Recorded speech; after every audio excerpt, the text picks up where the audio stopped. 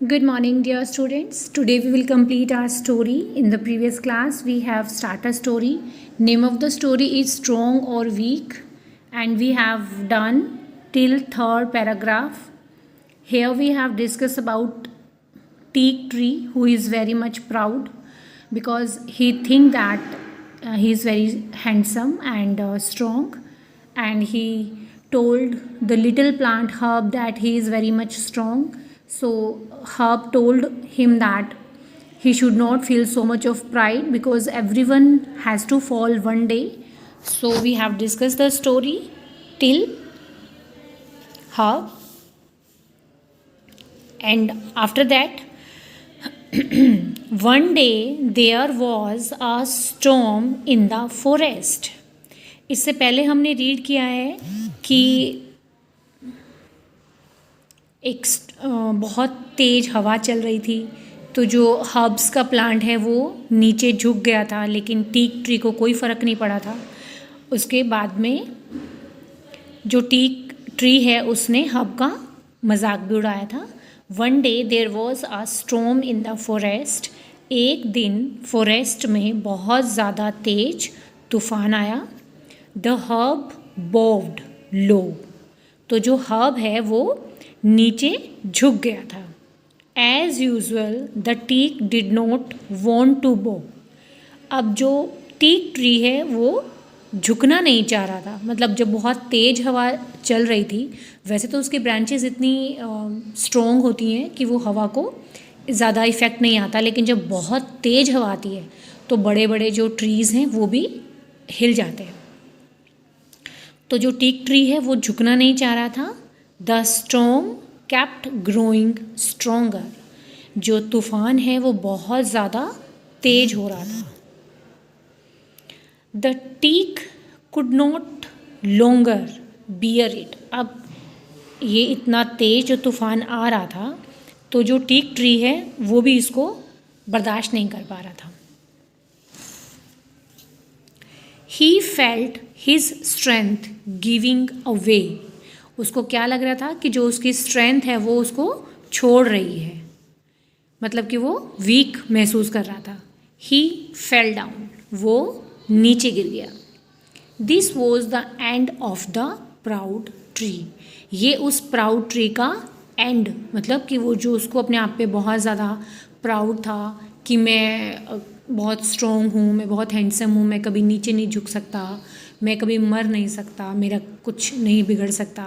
तो जब इतनी तेज़ तूफ़ान आते हैं तो वो भी नीचे गिर गया, और ये उसका प्राउड ट्री का एंड था, ख़त्म हो गया मतलब वो। When everything was calm, the herb stood straight. जब सब कुछ शांत हुआ, तूफ़ान बहुत तेज़ आया, लेकिन उसके बाद में जब तूफ़ान शांत हुआ, सब कुछ वेदर क्लीन हो गया, तो जो हर्ब है वो फिर से खड़ा हो गया। क्यों? क्योंकि जो हर्ब है वो बहुत छोटा प्लांट होता है।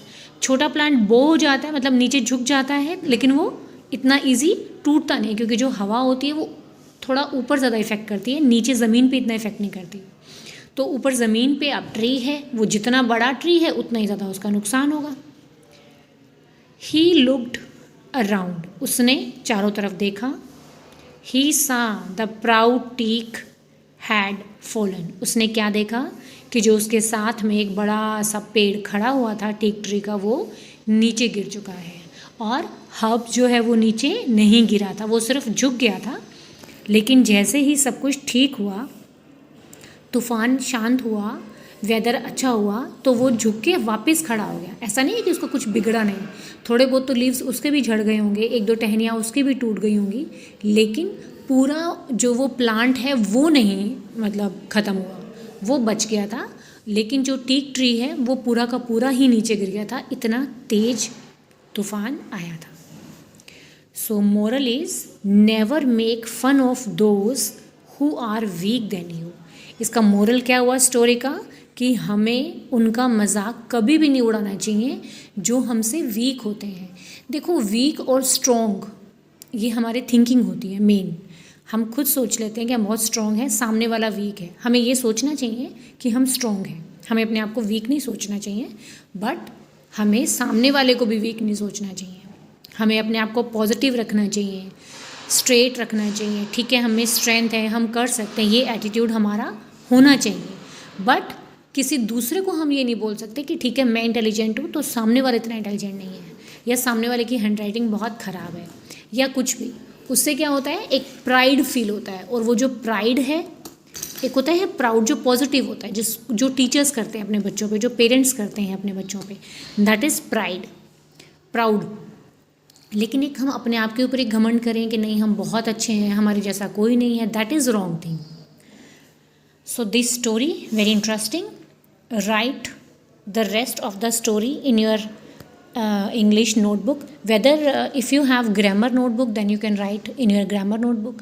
If you don't have, then write your simple English notebook, that is a reader notebook.